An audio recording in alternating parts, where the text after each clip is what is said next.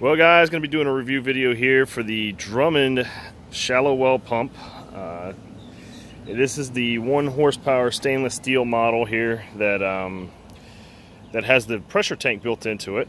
It's got 1 inch inlet and outlet, and it also has a pressure switch, which is neat if you're going to be using it as a domestic well pump. You don't need the pressure tank. You don't have anything that you really need to put or install on it. It's already pre-set up, and you just really need to plug it into a regular 15 amp outlet. We're going to be doing some unboxing here, and we'll show you what's inside. Alright guys, as you can see, you got the do not return to store if label is removed, which is this label right here. It's on the outlet side. This label is removed. They will not take it back and store due to safety concerns with chemicals that people evidently run through these. I asked the attendant at the store there. That's what he told me. But go ahead and see if we can get this puppy out one-handed. If not, we might have to stop and start the video again. All right, here we go.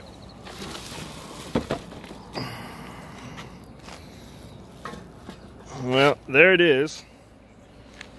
See if we can get the plastic off here.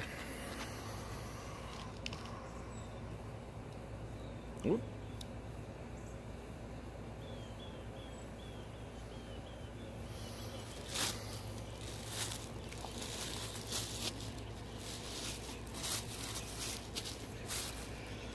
Well,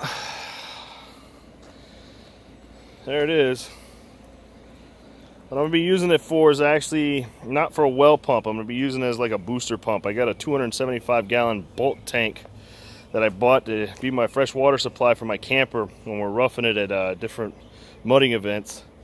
And I think this is going to do just the trick. I'm going to be running it off of my Predator 3500 generator over there.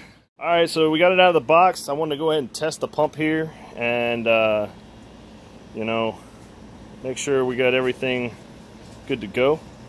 And that's what we're going to do. Anyhow, we're going to go ahead and plug it into the camper here. I want to make sure, if you notice on the when you open this up, it says it may be tested without water for no more than 10 seconds before installing.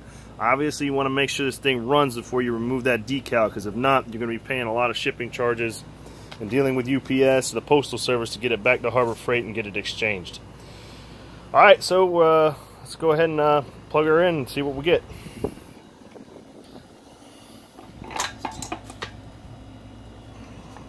May have to move it around. I'm not even going to take the tie off of here. Just want to make sure it runs.